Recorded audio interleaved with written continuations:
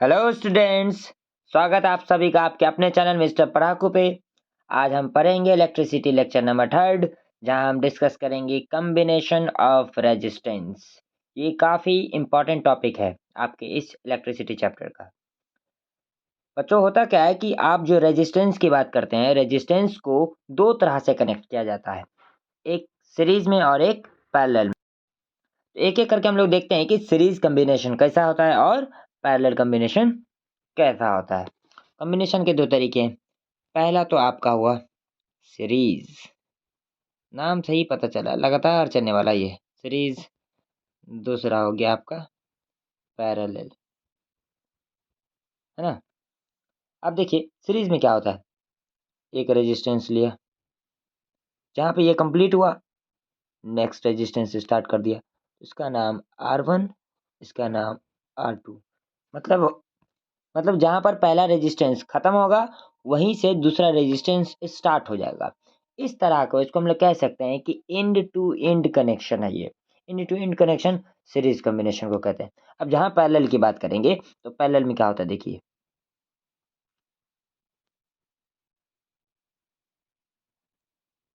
Parallel में क्या होता है, ये आपका R1, ये आपका R2। ये मान लीजिए एक पॉइंट हो गया A, ये पॉइंट हो गया B। आप ध्यान से देखेंगे कि R1 वाला A से और R1 वाला दूसरी तरफ B से, मतलब R1 वाला एक तरफ A से और R1 वाला एक तरफ B से कनेक्टेड है। फिर नीचे R2 देखिए इस वाले फिगर में कि R2 A से भी जुड़ा हुआ है और R2 भी B से जुड़ा हुआ, मतलब A और B कॉमन पॉइंट्स है इन दोनों के लिए। मतलब दो कॉमन पॉइंट्स के बीच में दो रेजिस्टेंस लगा हुआ है, और भी कई सारे लग सकते हैं ना। सब ये पैरेलल कॉम्बिनेशन हो। हम तो दो का दिखा रहे हैं, दो से ज़्यादा होते हैं। अच्छा आगे देख लेते हैं दो से ज़्यादा कैसे होते हैं। काफ़ी इंपॉर्टेंट है और काफ़ी ईजी भी है ये।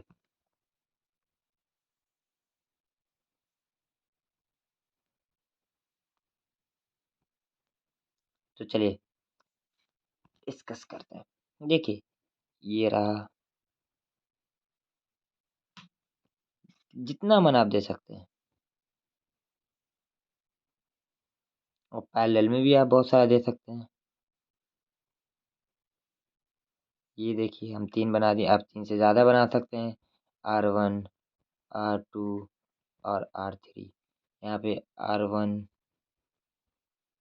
R2 और R3 काफ़ी इंपॉर्टेंट है भाई। कुछ बात याद रखना है सीरीज और पैरेलल में। बोले सीरीज कॉम्बिनेशन क्या होता है, तब कहेंगे जब रेजिस्टेंस को एंड टू एंड कनेक्ट करते हैं तो वैसे कॉम्बिनेशन को हम लोग सीरीज कॉम्बिनेशन करते हैं। और जब रेजिस्टेंस को दो कॉमन पॉइंट के बीच में जोड़ दिया जाता है तो वैसे कॉम्बिनेशन को हम लोग पैरेलल कॉम्बिनेशन में, तो मतलब लिख लेते हैं क्या डेफिनेशन, ज़्यादा अच्छा होगा। हम लोग लिख ही लेते हैं, आप लोग भी लिख लीजिए।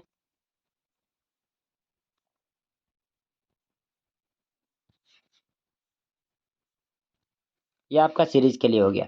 When resistance are connected in end to end connection, ये आपका सीरीज के लिए था। ठीक है, आप इसका स्क्रीनशॉट ले सकते हैं।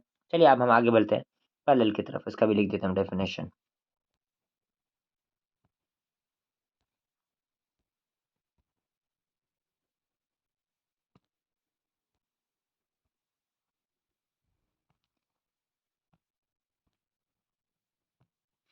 लिख सकते हैं व्हेन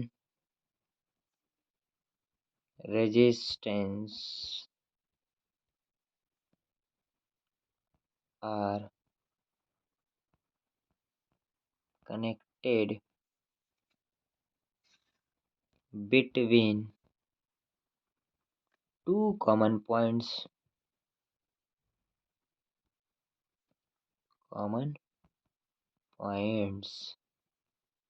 ठीक है, ये हो गया आपका पैरेलल कॉम्बिनेशन का। लिख सकते हैं आप या फिर स्क्रीनशॉट ले लिया, बेहतर होगा कि आप अपने जहन में उतार लें जो कभी नहीं जाने वाला है। चलिए हम आगे बढ़ते हैं।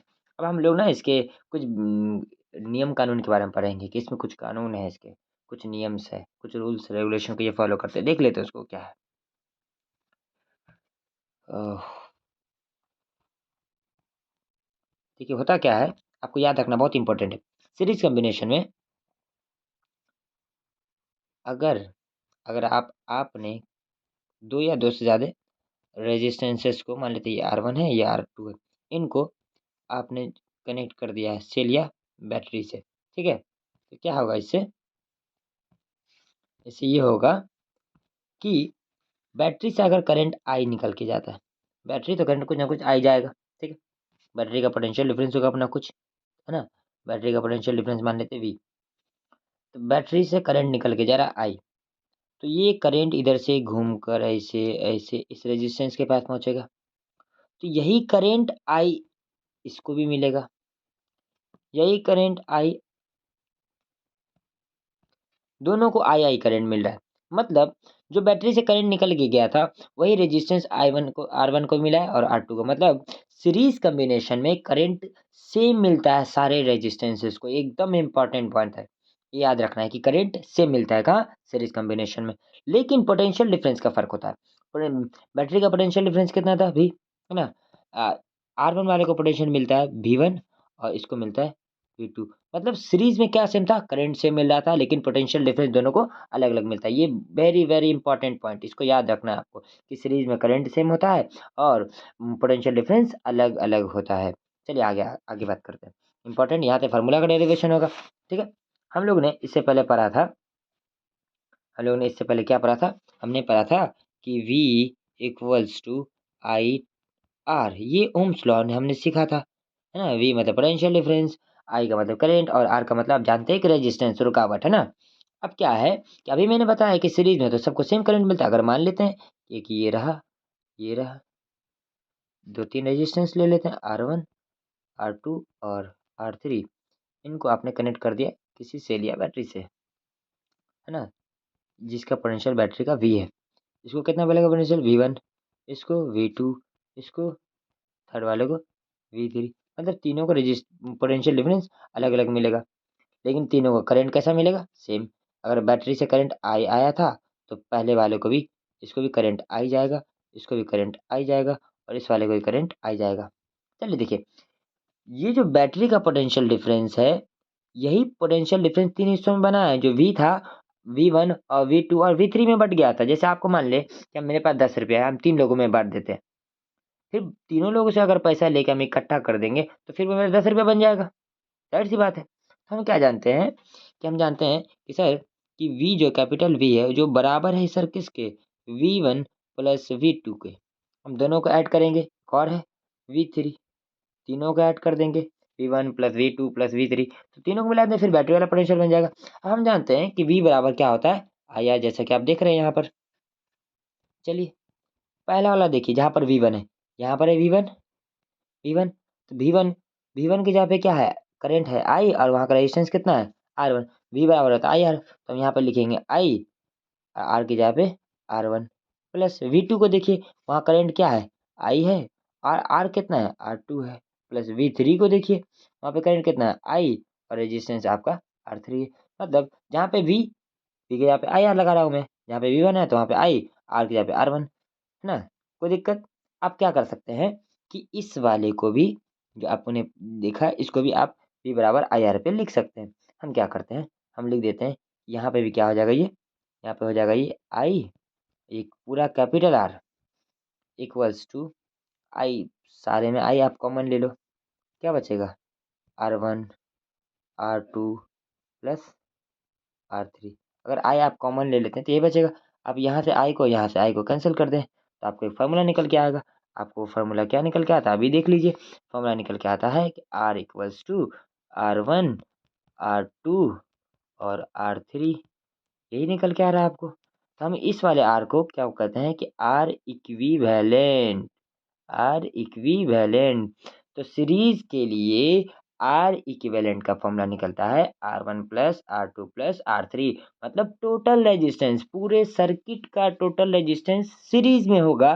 तो कैसे निकालेंगे, अलजेब्रिकली तीनों आर को जोड़ देंगे तो आपका इक्विवेलेंट या फिर आर टोटल निकल जाएगा। कई सारे रेजिस्टेंस होंगे तो कई सारे को एक साथ आप जोड़ देंगे। चलिए कुछ एग्जांपल हम लोग करके देख लेते हैं। एग्जांपल ही कर लेते हैं हम लोग। जैसे मान लेते हैं,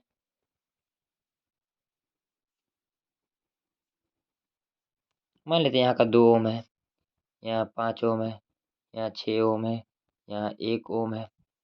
आप देख रहे हैं सिर्फ सीरीज में कनेक्शन है। तो हमने बताया बोला अगर कह दिया कि पूरे का टोटल रेजिस्टेंस एक साथ निकालो तो हम उसको कहते हैं आर इक्विवेलेंट।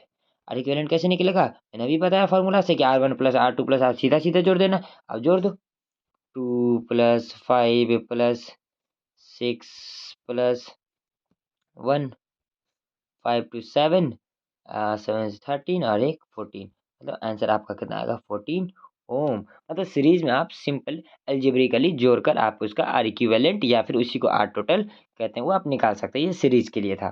सीरीज में क्या क्या बात जानना इंपॉर्टेंट है कि सीरीज में सारे रेजिस्टेंस को करंट से मिलता है, लेकिन पोटेंशियल डिफरेंस अलग मिलता है, मतलब वोल्टेज अलग अलग मिलता है। ठीक है, अब करते हैं बात पैरेलल कॉम्बिनेशन की। याद रखेंगे पैरेलल में क्या होता था। देखिए पैरेलल में था, अगर मैंने कुछ रेजिस्टेंसेस को ले लिया, ये रहा आपका, आप और भी ज़्यादा का एग्जाम्पल ले सकते हैं ना। ये ए है टर्मिनल, मान लेते हैं बी। देखिए अगर आप इसको ना किसी बैटरी या सेल से जोड़ दोगे, होगा क्या, यहाँ तो पोटेंशियल डिफरेंस भी होगा, यहाँ से करंट आ ही जाएगा। अब क्या होता है, यहाँ उसका उल्टा होता है, वहाँ करंट सबको सेम मिल जाता है तो यहाँ सबको करंट अलग। करंट यहाँ से जैसे ही जाएगा ना, इसको 3 रास्ता दिखेगा जाने के लिए, एक इधर और एक इधर।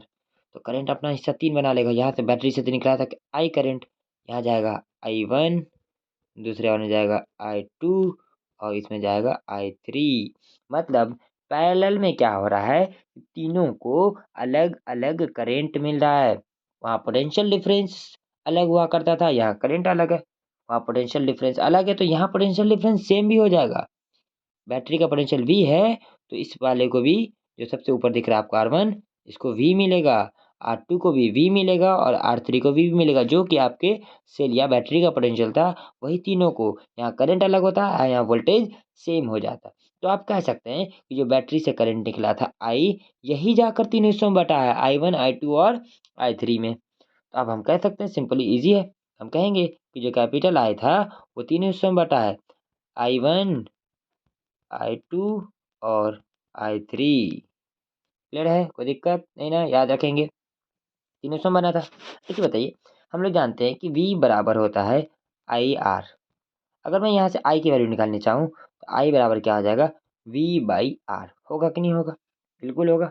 नोट डाउन करेंगे, I बराबर क्या हो जाएगा, V बाई आर। हम जान गए हैं कि I बराबर जो होगा वो होगा V बाई आर। और आपने यहाँ पे क्या देखा कि जो कैपिटल आई है वो ना I1 प्लस I2 और प्लस I3 के बराबर था, और भी सारे हो सकते तो I4 होता। अब क्या करेंगे, हम सबकी फॉर्मूलाज यूज करेंगे। यहाँ पर यहाँ पे क्या लिखेंगे हम लोग, capital V by capital R। यहाँ पे क्या लिखेंगे, V तो सेम रहेगा, बस नीचे R1, B तो सेम है सब में, बस नीचे R2, V तो सेम है, नीचे होगा R3। इस वाले R को हम लोग लिख देते हैं इक्विवेलेंट। आप देखेंगे कि V का आप कैंसिल कर सकते हैं। तो फॉर्मूला क्या निकल के आया, आपको फॉर्मूला निकल के आता है 1 by R equivalent equals to 1 by R1, 1 by R2 plus 1 by R3। इसको डिफाइन कैसे करते हैं, देखिए ये जो आपका R टोटल नहीं आया, ये जो है ना, ये आर टोटल नहीं है, ये रेसिप्रोकल ऑफ आर टोटल, मतलब 1 बाई आर टोटल है ना, आर इक्विवेलेंट बोले इसको।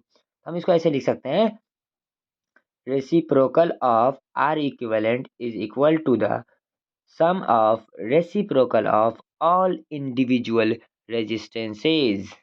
मतलब लिख देता हूँ मैं, काफी इंपॉर्टेंट, आप भी जान जाएंगे। देखिए पैरेलल कॉम्बिनेशन का लॉ कब पूछा जाएगा, लॉ ऑफ पैरेलल कॉम्बिनेशन क्या होता है, तो आप लिख सकते हैं लॉ ऑफ पैरेलल कॉम्बिनेशन के बारे में लिखेंगे, reciprocal of R equivalent is equal to the sum of reciprocal of all individual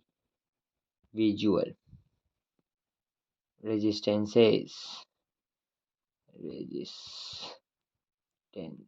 याद रहेगा। मतलब ये है आपका, ये किस चीज़ का डेफिनेशन हो गया, लॉ ऑफ पैरेलल कॉम्बिनेशन का। अगर दो सवाल हो सकता है, एक होता है कि पैरेलल कॉम्बिनेशन डिफाइन कीजिए, तो पैरेलल कॉम्बिनेशन में आप कहेंगे कि जब कई सारे रेजिस्टेंसेस को दो कॉमन पॉइंट के बीच में जोड़ देते हैं, तो ये क्या हो गया आपका पैरेलल कॉम्बिनेशन का डेफिनेशन। क्या फिर पूछेगा लॉ ऑफ पैरेलल कॉम्बिनेशन क्या होता है, तब आपको यहाँ पर ये लिखना होगा कि reciprocal of R equivalent. Reciprocal मतलब क्या होता है, 1/r इक्विवेलेंट, इसी को बोलते हैं हम लोग रेसिप्रोकल ऑफ आर इक्विवेलेंट। ये क्या है, reciprocal of R equivalent is equal to the sum of reciprocal of all individuals. मतलब जितने R1 R2 सबके रेसिप्रोकल करके हम लोग उसको जोड़ देते हैं। यही है आपका लॉ ऑफ पैरेलल कॉम्बिनेशन।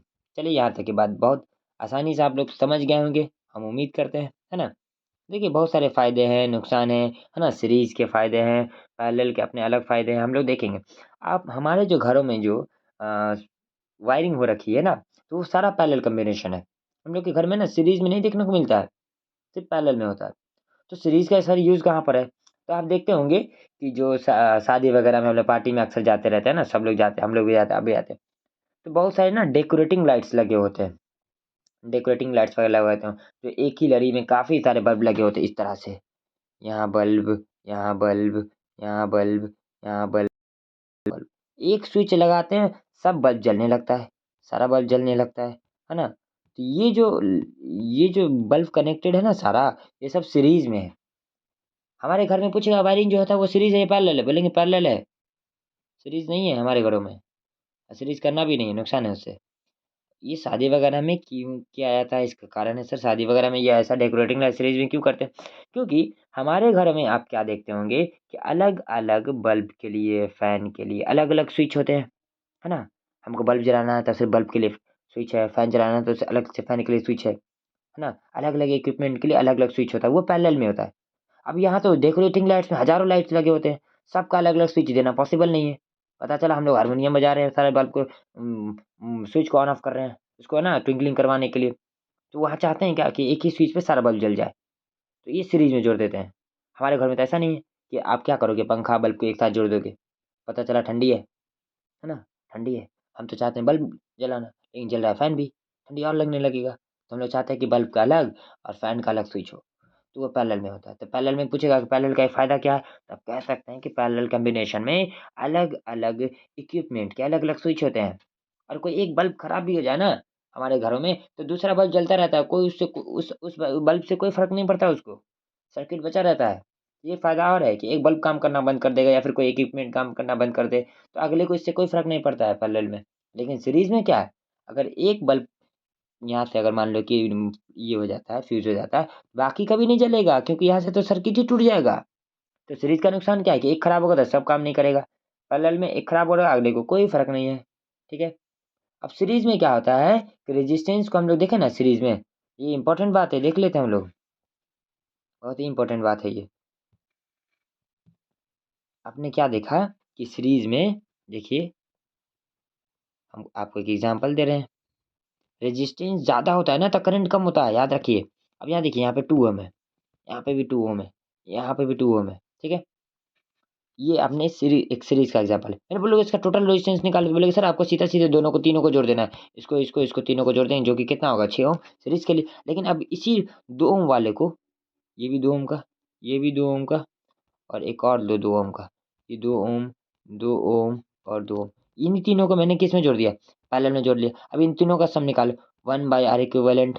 हमने क्या बताया था 1/r इक्विवेलेंट बराबर क्या होता है? 1/r1 जो कि 2 है, 1/r2 जो भी वो भी 2 है, 1/r3 ये भी क्या है 2। अब तीनों का समेशन करें, आप एलसीएम लेंगे तो कितना होगा 2, है ना? 1, 1, 1 ऐड हो जाएगा, कितना हो जाएगा 3/2। ये किसके बराबर आया? 1/r इक्विवेलेंट के। आपको 1/r इक्विवेलेंट नहीं चाहिए, आपको r इक्विवेलेंट चाहिए, तो आप यहाँ से इसको क्या कर दोगे ना, उल्टा कर दोगे, ये उलट जाएगा, है ना? तो आपको फाइनली आंसर क्या निकलेगा? r इक्विवेलेंट बराबर हो जाएगा 2/3। अब इसको डिवाइड करो, आपको क्या लग रहा है 0.6 आएगा कि नहीं आएगा? 0.6 लगभग। अब वहाँ कितना आ रहा था? 6 ओम। रेजिस्टेंस कहाँ ज़्यादा आ रहा है? सीरीज़ वाले में रेजिस्टेंस बहुत ज़्यादा आ रहा है। अब पैरेलल वाले में रेजिस्टेंस बहुत कम आ रहा है, तो आप क्या चाहेंगे कि रेजिस्टेंस ज़्यादा हो। अगर रेजिस्टेंस ज़्यादा होगा तो करंट कम आएगा। तो घरों में हम लोग सीरीज में नहीं जोड़ते हैं क्योंकि रेजिस्टेंस ज़्यादा हो जाता है, करंट कम आएगा। तो घरों में पैरेलल में जोड़ते हैं। सारा सर्किट हमारे घर का होता है पैरेलल में, ताकि रेजिस्टेंस कम हो। देखिए यहाँ पर एक इंडिविजुअल की वैल्यू कितनी है 2, यहाँ सबका समेशन कितना आ रहा है 6, मतलब इंडिविजुअल से बहुत ज़्यादा। यहाँ एक इंडिविजुअल की वैल्यू कितनी है 2, इसका सबका टोटल कितना आ रहा है, एक इंडिविजुअल से भी छोटा आ रहा है ना। ये बहुत नोट करने वाली पॉइंट है। आपको एडवांटेज और डिसएडवांटेज याद होना चाहिए पैरेलल और सीरीज का। याद है, याद रहेगा। चलिए उम्मीद करते हैं आपको याद रहेगा, है ना। इसमें बहुत सारे क्वेश्चन बनेंगे, है ना। हम जो नेक्स्ट लेक्चर बनाएंगे उस नेक्स्ट लेक्चर में आपको हम सीरीज और पैरेलल से रिलेटेड काफ़ी सारे क्वेश्चन करवाएंगे। आप जो आपके बुक के है ना एनसीईआरटी वगैरह के एग्जाम के पॉइंट ऑफ व्यू से क्या क्वेश्चन एग्जाम में पूछे गए थे उस पर हम लोग डिस्कस करेंगे। और आपको कोई दिक्कत आए, क्वेश्चन पूछना हो तो आप कमेंट सेक्शन में आपको हमको लिख सकते हैं। आप उसका हम कोशिश करेंगे आपको हम आंसर दें। अगर आप जिनको ये रेजिस्टेंस वगैरह समझ में नहीं आ रहा है तो बेहतर है कि आप इसका लेक्चर नंबर 2 और लेक्चर नंबर 1 ज़रूर देखें आप, ताकि उससे आपका कंसेप्ट क्लियर होगा। ठीक है, थैंक यू।